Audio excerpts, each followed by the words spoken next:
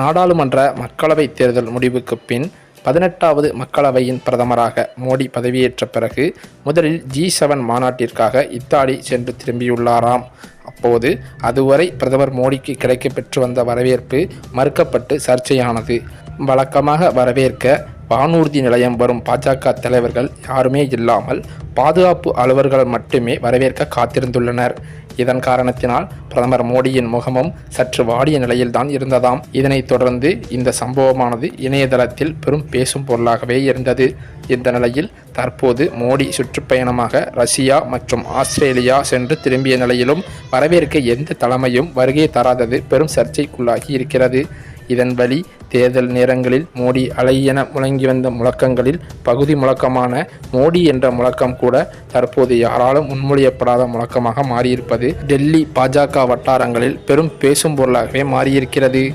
இந்த சூழ்நிலையில் 2024ஆம் வருட பாராளுமன்ற தேர்தல் கடந்த ஏப்ரல் மாதம் தொடங்கி ஜூன் 1ஆம் தேதி நிறைவடைந்தது. இந்த தேர்தலில் பாஜக மற்றும் கூட்டணி மத்தியில் ஆட்சி அமைத்தது. எனினும் பாஜக தலைமையிலான தேசிய ஜனநாயக கூட்டணி தமிழகம் மற்றும் புதுச்சேரியில் படுதோல்வியை சந்தித்துள்ளது.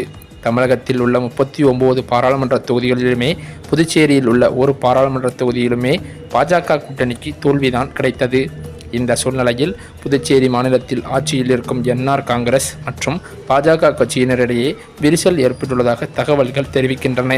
புதுச்சேரி மாநிலத்தில் பாராளுமன்ற தேர்தல் தோல்விக்கு அம்மாநில முதல்வர் ரங்கசாமி தான் காரணம் என பாஜக MLAக்கள் குற்றம் சாட்டியுள்ளனர். மேலும் அரசுக்கு வழங்கி வரும் ஆதரவையும் திரும்பிப் பெற இருப்பதாகவும் தகவல்கள் தெரிவிக்கிறது. மேலும் அது மட்டுமில்லாமல் பாஜக MLAக்கு ஆதரவாக சுயேட்சை MLAக்களும் போர்க்கொடி தூக்கி இருப்பதாக தகவல்கள் வெளியாகியுள்ளது. இதன் காரணத்தினால் வெளியாகியுள்ள தகவலின்படி மற்ற கட்சிகளை காட்டிலும் பாஜகவுக்குள்ளேயே இவ்வளவு விரிசல்களும் பிரச்சனைகளும் இருப்பது டெல்லி பாஜகவிற்கு பெரும் இடியாகத்தான் இருக்கிறது. அது மட்டுமில்லாமல் பிரதமர் மோடி பதவியேற்றதிலிருந்தே கட்சிக்குள் பெரும் குழப்பமாகத்தான் இருந்து வருகிறதாம். அந்த வகையில்தான் தற்போது அவர் வெளிநாடு சென்றிருந்த போது கூட பாஜக நிர்வாகிகள் யாருமே மோடியை வரவேற்க ஆளில்லாத காரணத்தினால் மோடியும் கடும் அப்செட்டில் தான் இருந்து வருகிறாராம். இவைகள் எல்லாமே தற்போது ஒன்று சேர்ந்து மோடியின் தலையில் பெரிய தலைவலியாகத்தான் இருந்து வருகிறது. ஆக மொத்தம் அண்ணாமலைக்கு தமிழகத்தில் தலைவராக இருக்கிறதுக்கு ஒரு அருகதையே இல்லை என்று பாஜகவின் மூத்த நிர்வாகிகளே வெளிப்படையாக கூறி வருவதாகவும் பாஜக வட்டாரங்களில் தகவல்கள் வெளியாகி வருகின்றன.